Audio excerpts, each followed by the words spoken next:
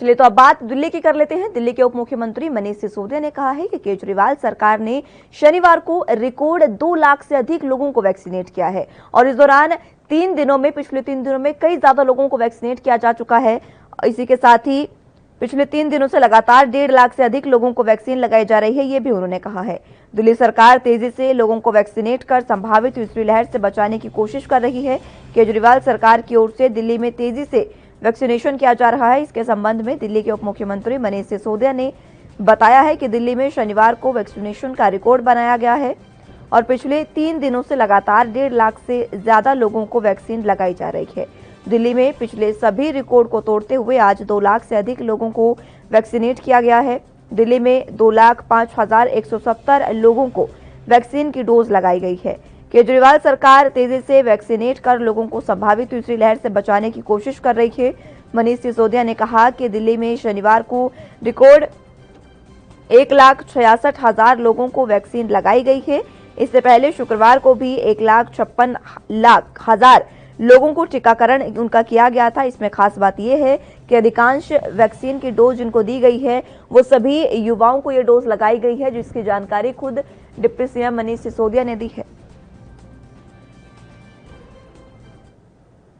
चलिए इसी पर संवाददाता राजीव तिवारी दिल्ली से लाइव जुड़ चुके हैं। सीधे राजीव की ओर रुख करेंगे। राजीव, जिस तरह से अब लगातार वैक्सीनेशन का काम सुचारू रूप से चल रहा है और अब सरकार पूरे रूप से वैक्सीनेशन का काम कर रही है, लेकिन एक बात यह भी है कि और भी डोज की मांग जुलाई के लिए की है केजरीवाल सरकार ने।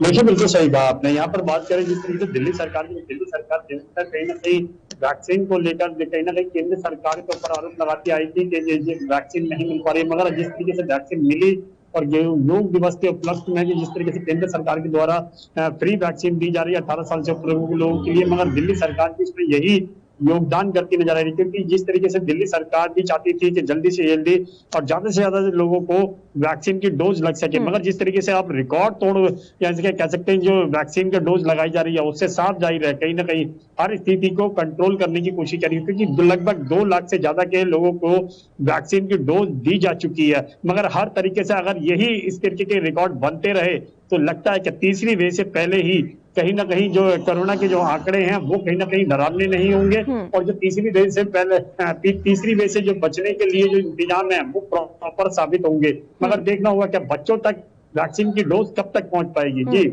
युवाओं को देखिए लगाई जा रही है ये वैक्सीन राजीव, और ये भी उन्होंने बताया है कि पिछले 3 दिन से लगातार जो है वो 1 लाख से ज्यादा लोगों को ये वैक्सीन लगाई जा रही है। यानी कि कहीं ना कहीं ये सराहनीय कदम कहा जा सकता है, क्योंकि अगर इतनी ही तेजी से वैक्सीन लगती रही तो आगे जो तीसरी लहर का खतरा बना हुआ है वो काफी हद तक टल जाएगा।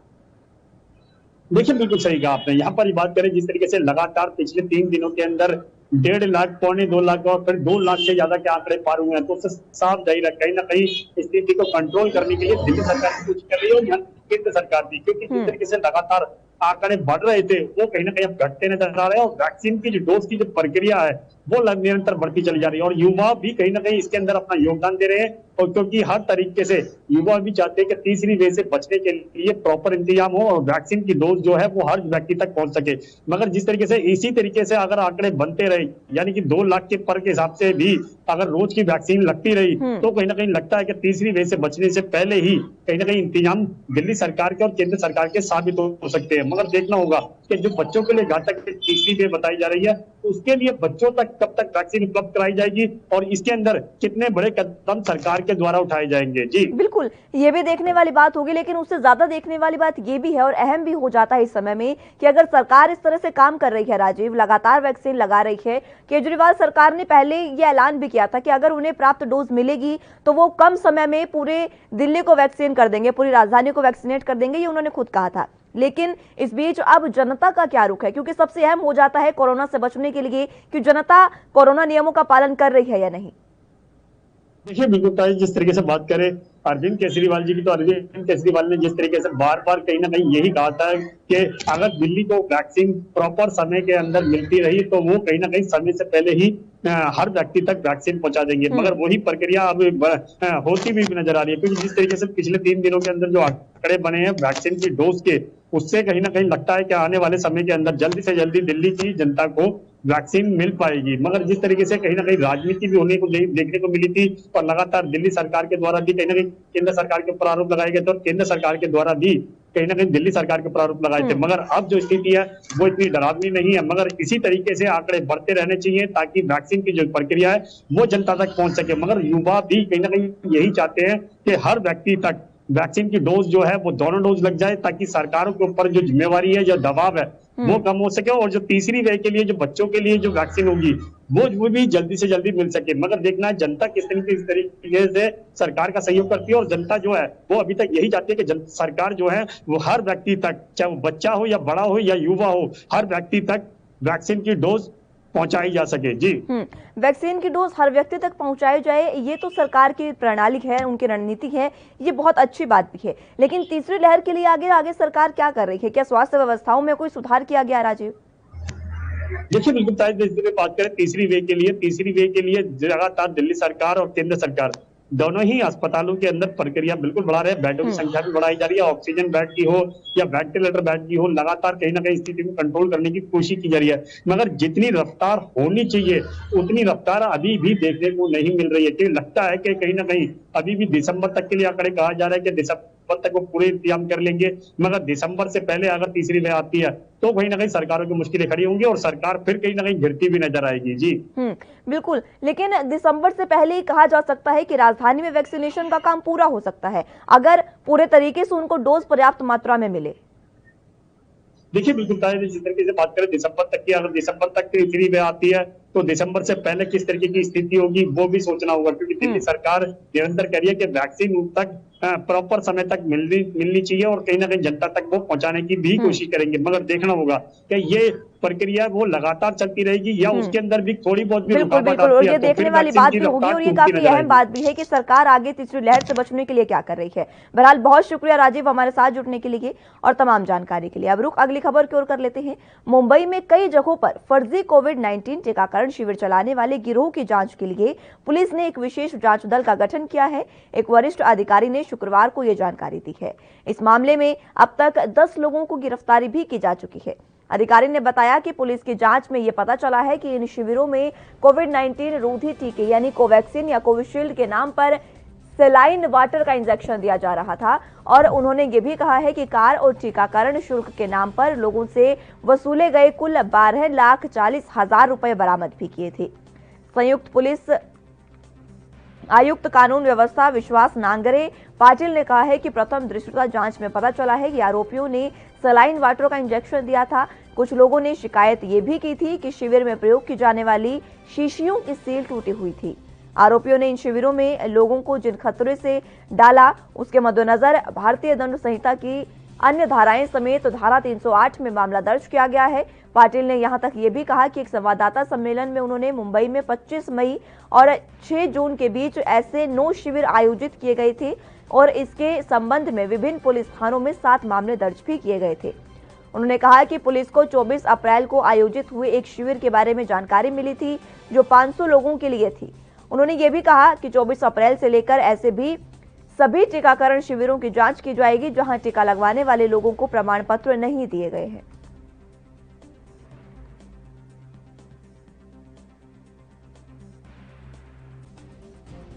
बेसिकली 30/5/2021 को हीरानंदानी हेरिटेज क्लब जो कांदिवली वेस्ट में एक हाउसिंग सोसाइटी है वहाँ वैक्सीनेशन कैंप ऑर्गेनाइज किया गया था जिसमें 390 लोगों को 1260 रुपये ईच वन इस दर से वैक्सीन दिया गया था।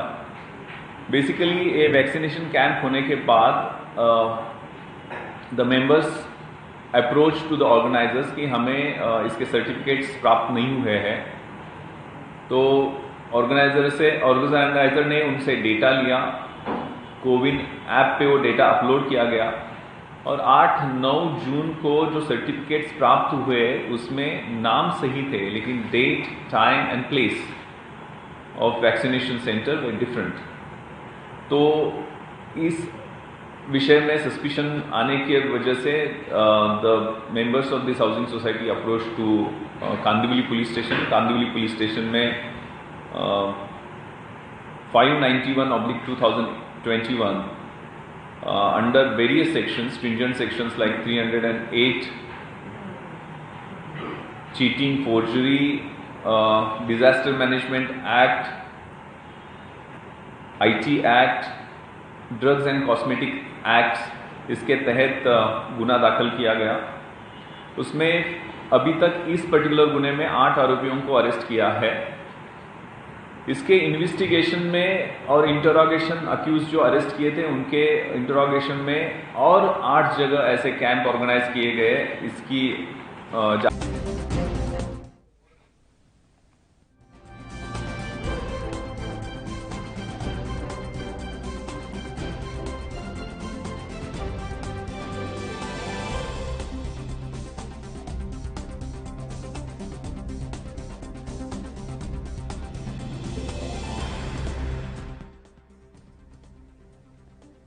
तो तस्वीरों में आप देख सकते हैं ये वही आरोपी हैं जिन्होंने लोगों को बोगस इंजेक्शन देकर उनको बहलाया है और अब जिसकी वजह से ज्यादा खतरा महामारी के फैलने का बन गया है, क्योंकि खुद विश्वास नांगरे पाटिल ने भी ये कहा है, संयुक्त पुलिस आयुक्त हैं ये, इन्होंने ये कहा है कि अगर इस तरह से बोगस इंजेक्शन दिए गए हैं तो लोगों में ये कॉन्फिडेंस आ जाता है कि उन्होंने वैक्सीन ले ली है और वो कहीं ना कहीं नियमों की उल्लंघना करते नजर आते हैं, क्योंकि उनको लगता है कि एंटीबॉडी डेवलप हो चुकी है। लेकिन इस तरह की बोगस इंजेक्शन की वजह से अब महामारी का खतरा लगातार ज्यादा बढ़ता जा रहा है।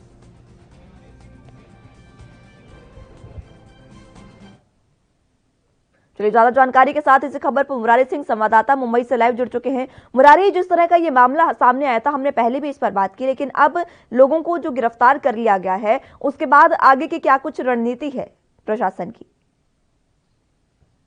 देखिए मुस्कान, इस मामले में जिस तरीके से अपर पुलिस आयुक्त जो है विश्वास नांगरे पाटिल का बयान आया है, उन्होंने साफ तौर पर कहा है कि एक टीम का गठन किया गया है तो वैक्सीनेशन के ऊपर पूरी तरह से नजर रखी जाएगी और उस जो टीम बनाई गई है वो टीम हर सप्ताह जो है रिपोर्ट करेगी। ऐसे में सवाल ये उठता है कि इतनी बड़ी संख्या में वैक्सीनेशन किया जाता है, इतनी हाई प्रोफाइल सोसाइटियों में वैक्सीनेशन चलता है, हाई प्रोफाइल लोग इसमें जुड़े होते हैं और पुलिस के कानों कान तक भनक नहीं लगती है। मुंबई महानगर पालिका को कानों कान तक भनक नहीं लगती है। अंदाजा लगाया जा सकता है कि अभी तो सिर्फ 8 मामले उजागर हुए हैं। ऐसे में अगर जांच होती है, जो टीम का गठन किया गया है, देखना ही होगा कि क्या कुछ और मामला सामने निकल कर आ पाता है। बिल्कुल। और देखिए मुरारी, सबसे अहम हो जाता है क्योंकि इस तरह के जो बोगस इंजेक्शन लोगों को दिए गए हैं, खुद उन्होंने कहा है विश्वास नांगरे ने कि अगर इस तरह के बोगस इंजेक्शन लोगों को दिए गए हैं तो उनमें कॉन्फिडेंस आ गया है और वो कहीं ना कहीं नियमों की उल्लंघना करते नजर आ रहे हैं, तो इससे तो और भी खतरा बढ़ जाता है महामारी फैलने का। जी मुस्कान, कहना गलत नहीं होगा। जहां एक तरफ पहले ही वैक्सीनेशन को लेकर के लोगों में डर थी, लोगों में भ्रम था और ऐसी परिस्थिति में जो एक खबरें आ रही है इससे लेकर के उन लोगों में और गलतफहमियां पड़ रही है। जरूरत रहते, समय रहते अगर सरकार नकेल नहीं कसी, पुलिस प्रशासन इस पूरे रैकेट उजागर करके इसे आने वाला समय ये भी एक समस्या के रूप में देखा जाएगा, क्योंकि लगातार जो है कि फर्जी वैक्सीनेशन के जो मामले हैं वो बढ़ते जा रहे हैं, जो गिरफ्तारी है एक के बाद वो बढ़ती जा रही है। ऐसे में गंभीरता नहीं लिया गया तो हालात बिगड़ सकते हैं मुस्कान। लेकिन मुरारी, आगे जिन लोगों ने इस तरह के इंजेक्शन लिए हैं, जो सोसाइटी में ये कैंप लगा था, उन लोगों का क्या कहना है? वो लोग क्या मांग कर रहे हैं फिलहाल?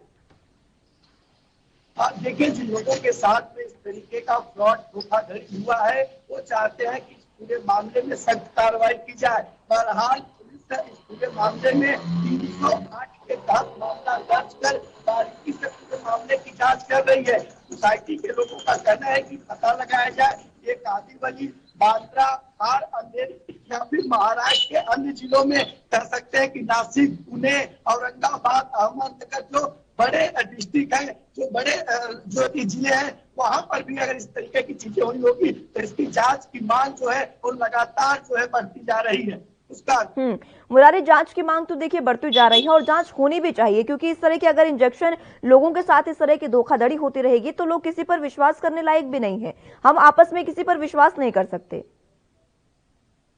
देखिए, जिस तरीके से सोसाइटी के लोगों से कहा गया था, बड़े हॉस्पिटलों के नाम लिए गए थे, बड़े लोगों के चेहरे सामने लाए गए थे और इस तरीके की धोखाधड़ी की गई थी जिसमें लोग कुछ समझ पाते उससे पहले ही वो इसका शिकार हो चुके हैं। अंदाजा लगाया जा सकता है कि एक सोसाइटी में 350 से पौने 400 लोगों का वैक्सीनेशन हुआ है। ऐसे 8 मामले आए हैं, हजारों से ज्यादा लोगों को फर्जी वैक्सीनेशन किया गया है। ऐसे में अगर कोई साइड इफेक्ट होता है, अगर कोई और बीमारी निकलती है या कोई घटना घटती है तो उसका जवाबदार कौन होगा और इसके पीछे वास्तव में क्या और कोई है? क्या इनके रैकेट में क्या महाराष्ट्र के अलावा क्या दिल्ली, राजस्थान, मध्य प्रदेश ऐसे तमाम राज्यों में क्या इनके लोग हैं? ये तमाम जो है जांच का विषय है उसका। और इसी के साथ मुरारी, देखने वाली बात ये भी होगी, देखिए दूसरे राज्यों का तो हम कह नहीं सकते, ये तो जांच का विषय है। इसी के साथ साथ कहा यह भी जा सकता है कि जिन अस्पतालों के नाम लिए गए थे कहीं ना कहीं वो भी शामिल हो सकते हैं या फिर उनका नाम खराब करने की कोशिश की जा रही थी।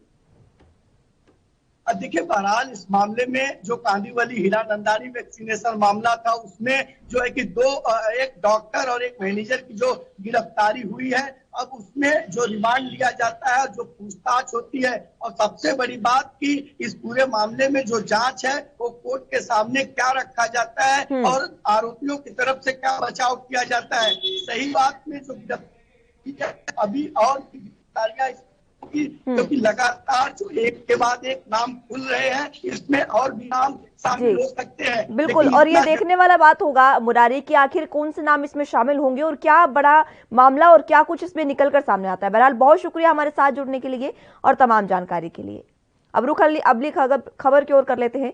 कोरोना की दूसरी लहर कम होने के बाद मध्य प्रदेश के मुख्यमंत्री शिवराज सिंह चौहान ने बड़ी घोषणा की है। उन्होंने कहा है कि राज्य में कोरोना संक्रमण के मामले अब नहीं बढ़ रहे हैं, जनता जागरूक हो गई है और फेस मास्क के साथ प्रोटोकॉल का पालन भी किया जा रहा है। ऐसी स्थिति में अब रविवार को कोरोना वायरस कर्फ्यू हटाने का निर्णय भी लिया गया है। सीएम शिवराज सिंह चौहान ने कहा कि मध्य प्रदेश में कोरोना नियंत्रण में है। प्रदेश में अब 35 जिलों में एक भी कोरोना के मामला सामने नहीं आया है। पहली बार एक्टिव केस की संख्या घटकर 1000 के नीचे आई है। हमारी पॉजिटिविटी दर घटकर 0.06% रह गई है। ऐसी स्थिति में फिलहाल रविवार को भी कोरोना कर्फ्यू लगाना औचित्यहीन लग रहा है। बता दें कि मध्य प्रदेश में शनिवार को कोरोना वायरस से संक्रमण के 46 नए मामले सामने आए हैं। इसके साथ ही प्रदेश में इस वायरस से अब तक संक्रमित लोगों की कुल संख्या 7,79,657 तक पहुंच गई है। राज्य में पिछले 24 घंटे में इस बीमारी से प्रदेश में 25 और व्यक्तियों की मौत हो गई है। प्रदेश में अब तक इस बीमारी से मरने वालों की संख्या 8,896 हो गई है। ये जानकारी मध्य प्रदेश स्वास्थ्य विभाग के एक अधिकारी ने दी है। उन्होंने कहा है कि प्रदेश के 52 जिलों में से 35 जिलों में पिछले 24 घंटे में एक भी नया कोरोना संक्रमित व्यक्ति नहीं पाया गया है। उनका कहना है कि प्रदेश में शनिवार को कोविड-19 के 9 नए मामले इंदौर में से सामने आए हैं, जबकि भोपाल में 11 नए मामले सामने आए हैं। अधिकारी ने बताया कि प्रदेश में कुल 7,79,657 संक्रमितों में से अब तक 7,69,834 मरीज स्वस्थ हो गए हैं और 927 मरीजों का इलाज चल रहा है। उन्होंने कहा कि शनिवार को कोविड-19 के 204 रोगी स्वस्थ हुए हैं।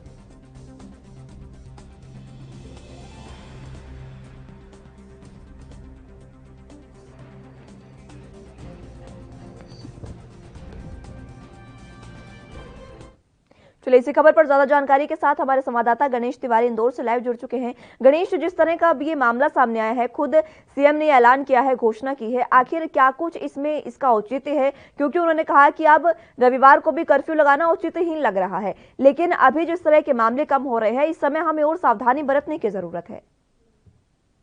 निश्चित तौर पर देखिए मुस्कान, सबसे पहले अगर बात करें तो कोरोना काल में जहां मध्य प्रदेश में नाइट कर्फ्यू और कोरोना कर्फ्यू पूरे दिन में लगा हुआ था, इसके बाद जो है सोमवार से शनिवार तक का कर्फ्यू जो है, कोरोना कर्फ्यू दिन का जो होता है वो हटा दिया गया था और सभी दुकानें खोल दी गई थी, सभी व्यावसायिक गतिविधियां खोल दी गई थी। लेकिन इसके बावजूद भी रविवार जो था वो पूर्ण रूप से लॉकडाउन था। शनिवार रात 10 बजे से लेकर सुबह 6 बजे तक पूरी तरह से मध्य प्रदेश में लॉकडाउन था। लेकिन अब मुख्यमंत्री शिवराज सिंह चौहान ने स्वयं इस बात की घोषणा की है कि अब जो रविवार को लॉकडाउन है उसे बंद करने की जरूरत है, यानी कि उसे आगे जारी रखने की जरूरत नहीं है। और इस तरह से अब जो रविवार का लॉकडाउन है उसे भी अब खत्म कर दिया गया है। और इसके साथ ही हालांकि अगर बात करें तो यहाँ पर जो रात्रि कर्फ्यू रहता है, कोरोना कर्फ्यू रहता है, रात 10 बजे से सुबह 6 बजे तक, वो जारी रहेगा। लेकिन जो पूरी रूप से दिन को भी लॉकडाउन रहता है वो बंद कर दिया गया है। वजह साफ है कि जिस कदर मध्य प्रदेश में कोरोना के केस लगातार बढ़े हैं और अचानक से जो कोरोना कर्फ्यू की वजह से लगातार जो है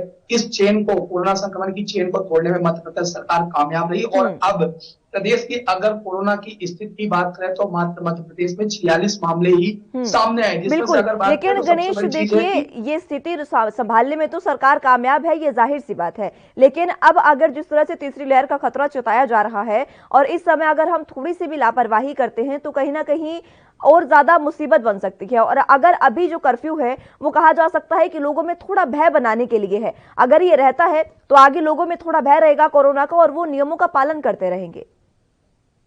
निश्चित तौर पर देखिए, सबसे पहले अगर मध्य प्रदेश सरकार की बात करें तो सरकार का लक्ष्य है कि हर व्यक्ति को वैक्सीन लग जाए और इसी के तहत जो है वैक्सीन पर सबसे ज्यादा जोर दिया जा रहा है, क्योंकि इस वक्त जो है अगर कोई भी कारगर दवाई साबित हो रही है कोरोना के लिए तो वो है वैक्सीन। निश्चित तौर पर अगर बात करें तो मध्य प्रदेश में जो कोरोना की तीसरी लहर है उसके संकेत मिल चुके हैं और डेल्टा प्लस वेरिएंट के रूप में मध्य प्रदेश में इसकी भी दस्तक दे चुकी है और 8 लोग इससे संक्रमित भी हो चुके हैं। लेकिन मुख्यमंत्री शिवराज सिंह चौहान का साफ कहना है कि जो कोरोना गाइडलाइन के बचाव को लेकर दिशा निर्देश दिए गए हैं, चाहे वो मास्क को लेकर हो, सोशल डिस्टेंसिंग को लेकर हो या अन्य गतिविधियों को लेकर हो, वो पूरी रूप से जारी रहेंगी। उन पर बंदिशें जारी रहेंगी, चालानी कार्रवाई जारी रहेंगी। अगर कोई भी व्यक्ति इन नियमों का उल्लंघन करता है या फिर भीड़ जुटाता है या फिर बगैर मास्क पाया जाता है तो उसके साथ चालानी कार्रवाई भी की जाएगी। चूंकि रविवार को व्यावसायिक गतिविधियां काफी समय से पहले से भी बंद थी और ऐसे में जो बाजार व्यापार होता है वो रविवार पर ज्यादा डिपेंड होता है। लेकिन गणेश देखिए, जिस तरह से काफी लंबे समय से कर्फ्यू लगा था, वो हटा है लॉकडाउन,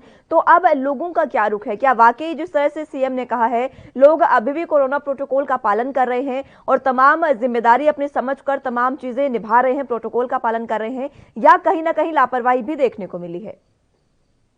देखिए मुस्कान, अगर ज्यादातर बात करें तो ज्यादातर लोग जो है अब जागरूक हो चुके हैं, काफी ज्यादा जागरूक है। क्योंकि अगर बात करें तो कई लोगों ने अपनों को गंवाया है इस कोरोना की दूसरी लहर के काल में, तो ऐसे में लोग जो है ज्यादातर जागरूक नजर आ रहे हैं। लेकिन कई लोग, हालांकि अगर बात करें तो इक्के दुक्के अगर बात करें किसी क्षेत्र में तो वहां पर कोरोना कर्फ्यू का अभी भी हालांकि और इसके पहले भी उल्लंघन नजर आया है। पुलिस प्रशासन की तरफ से हालांकि कार्रवाइयां की गई हैं, नगर निगम की तरफ से कार्रवाइयां की गई, लेकिन उल्लंघन पहले भी नजर आया है, अभी भी नजर आता है। लेकिन सबसे बड़ी बात यह है कि अगर बात करें प्रतिशत की बात करें तो करीब 80% जनता जो है यहाँ पर जागरूक नजर आ रही है और जो कोविड के जो गाइडलाइन बनाई गई है, नियम बनाए गए उनका पूरी तरह से पालन कर रही है। और यही वजह रही कि जो प्रदेश सातवें प्रदेश में आता था कोरोना संक्रमण की दर में, आज वो करीब उसका 36वां स्थान जो है पूरे देश भर में जा चुका है।